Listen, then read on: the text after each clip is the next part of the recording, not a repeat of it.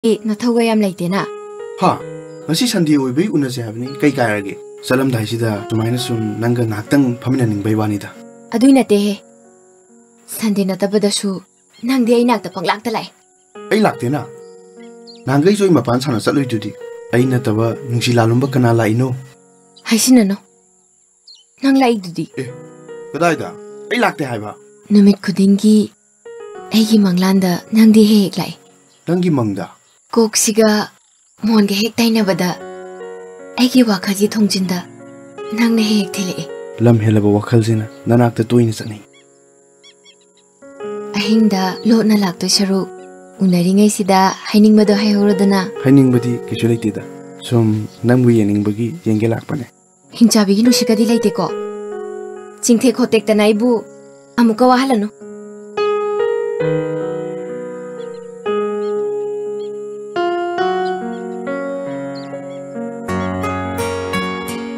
kari mi yeng no dubo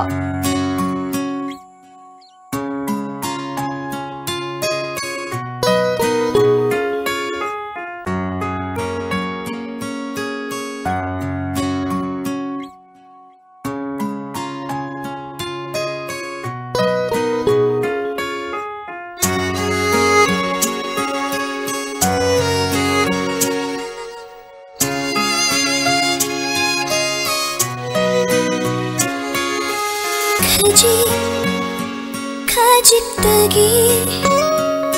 nang se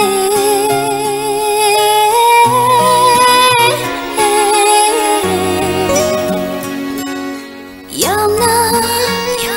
henjilaki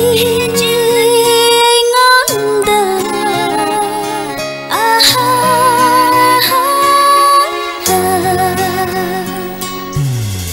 hitang hitang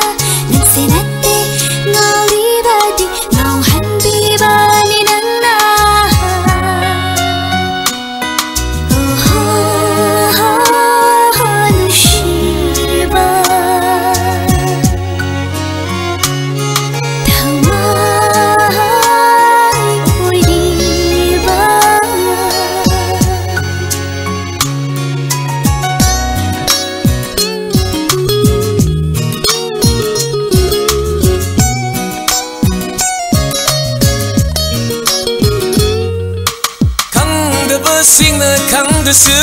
nang na di khang li ni bi tau se singna khangdasu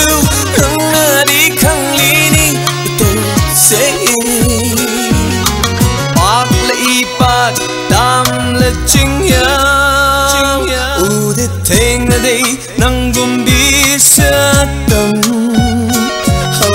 pak la ipat dam la chingya ude thengna dei nangum bi satam nangi phajabasina aibu olibani nangi phajabasina aibu